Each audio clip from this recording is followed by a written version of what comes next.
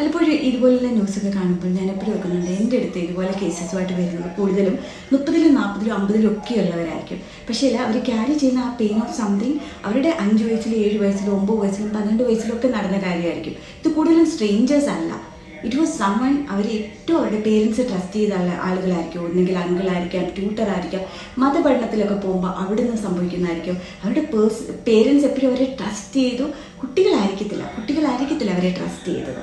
പിന്നെ ഈ ട്രസ്റ്റിനെ മുതലാക്കി കെയറും ലവും കൊടുക്കേണ്ടടുത്ത് അവർ കൊടുത്തത് എന്താണെന്ന് അറിയോ? ഫിയറും ഷെയിമും കൺഫ്യൂഷനും.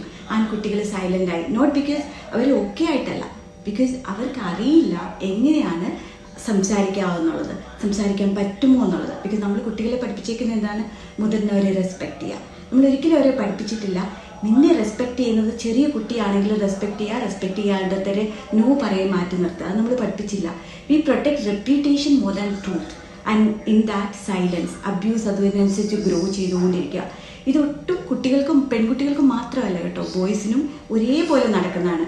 Abuse doesn't choose gender, it chooses silence. And years later ഈ സൈലൻസ് ഷോ ചെയ്യുന്ന എങ്ങനെയാണെന്നറിയോ? ആങ്കറായിട്ടും ട്രസ്റ്റ് ഇഷ്യൂ ആയിട്ടും ഫിയർ ആയിട്ടും. പീപ്പിൾ സേ നിങ്ങൾ ചേഞ്ചായി, നിങ്ങൾക്ക് ഭയങ്കര സെൻസിറ്റീവാണ്. ആരും ചോദിക്കില്ല ഇതിൻ്റെ റൂട്ട് കോസ് എന്താണെന്ന്.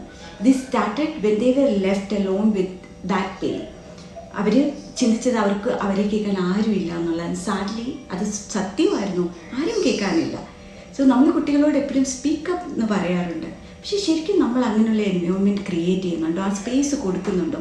ജഡ്ജ്മെൻ്റൽ അല്ലാതെ ധൈര്യമായിട്ട് അവർക്ക് നോ പറയാനും കോൺഫിഡൻ്റ് ആയിട്ട് കാര്യങ്ങൾ ഹാൻഡിൽ ചെയ്യാനും ഡിസിഷൻ മേക്കിങ്ങിനും നമ്മൾ സ്പേസ് കൊടുക്കുന്നുണ്ടോ? അതൊന്ന് ആലോചിച്ച് നോക്കൂ.